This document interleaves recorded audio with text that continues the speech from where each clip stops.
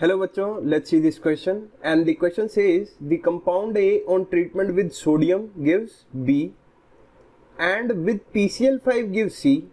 तो A है जिसकी ट्रीटमेंट अगर हम सोडियम से करते हैं तो हमें B मिलता है, और अगर A की ट्रीटमेंट PCl5 से करते हैं तो हमें C मिलता है। And B and C react together to give diethyl ether, और जो B और C है अगर वो दोनों एक साथ रिएक्ट करते हैं तो हमें मिलता है डाई इथाइल ईथर। तो हमें बताना है A, B एंड C क्या क्या है। तो जैसे जैसे रिएक्शन में बोलता है हमें वैसे वैसे ही लिखना है। पहले A on treatment with sodium gives B, तो एज इट इज लिख लेते हैं। A का रिएक्शन करवाया सोडियम के साथ तो हमें मिला B, और दूसरा क्या बोलता है, अगर A का रिएक्शन करवाया PCl5 के साथ, PCl5 के साथ तो हमें मिलता है C। तो जैसा बोला था हमने वैसे ही लिख दिया। अब गिवन क्या है, B एंड C अगर एक साथ रिएक्ट करते हैं तो हमें मिलता है डाईइथाइल ईथर। तो इसको साइड में लिख लेते हैं। तो B और C की रिएक्शन करवाने पर हमें क्या मिलता है, डाईइथाइल ईथर। और डाईइथाइल ईथर क्या होता है, C2H5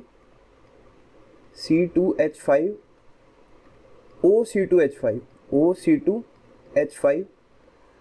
तो ये हमें मिल गया एक ईथर, और रिएक्शन हुई किस किस के बीच में है, B और C के बीच में। तो अगर ध्यान से देखा जाए तो B बना है सोडियम के साथ रिएक्शन करवाने के बाद, एंड जो C बना है वो बना है PCl5 यानी कि फॉस्फोरस हैलाइड के साथ रिएक्शन करवाने के बाद। और ये रिएक्शन अगर हम देखें ध्यान से B प्लस C, तो ये मिल रही है विलियमसन ईथर सिंथेसिस रिएक्शन। तो यहाँ पर B क्या होगा, एक एल्कोक्साइड आयन यानी कि सोडियम एल्कोक्साइड।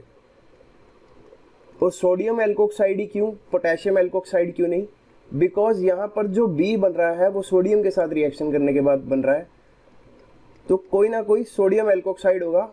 और यहाँ पर क्या है, कोई भी अल्काइल हैलाइड, तो यहाँ लिख लेते हैं C, कोई ना कोई अल्काइल हैलाइड होगा। अब क्योंकि हमें जो प्रोडक्ट मिला है वो मिला है डाईइथाइल ईथर, तो यहाँ पर ये जो होगा ये होगा इथाइल क्लोराइड। अब क्लोराइड ही क्यों लिखा, बिकॉज यहाँ पर जो रिएक्शन हुई थी वो फॉस्फोरस क्लोराइड के साथ हुई है, PCl5 के साथ हुई है। और यहाँ पर अगर हम देखें तो कौन सा एल्कोक्साइड होगा, बिकॉज डाईइथाइल ईथर बना है तो सोडियम इथोक्साइड होगा। तो यहाँ से हमें B मिल गया, सोडियम इथोक्साइड। तो अगर इसका स्ट्रक्चर ड्रॉ करें तो ये हमें मिलेगा C2H5ONa, एंड अगर C का स्ट्रक्चर ड्रॉ करें तो इथाइल क्लोराइड होगा, मतलब C2H5Cl। तो ये मिला इथाइल क्लोराइड, ये मिला सोडियम इथोक्साइड। और अब ये बनेगा कैसे, C2H5ONa और C2H5Cl बनाने के लिए क्या यूज करना पड़ेगा, तो ऑब्वियसली एक अल्कोहल यूज करेंगे और कोरस्पॉन्डिंग अल्कोहल यूज करेंगे। तो यहाँ पर हमें यूज करना पड़ेगा इथेनॉल C2H5OH। तो हमेशा PCl5 क्या करता है, OH को रिप्लेस करके वहाँ पर क्लोरीन एटम लगा देता है, तो बिल्कुल हमें सही रिएक्शन मिली। और सोडियम क्या करता है, यहाँ इथेनॉल से सोडियम इथोक्साइड बना देता है। So the correct option is option number 4। A क्या है हमारा इथेनॉल, B क्या है हमारा सोडियम इथोक्साइड C2H5ONa, एंड जो C जो है C2H5Cl। तो यहाँ पर 4th ऑप्शन करेक्ट हो गया।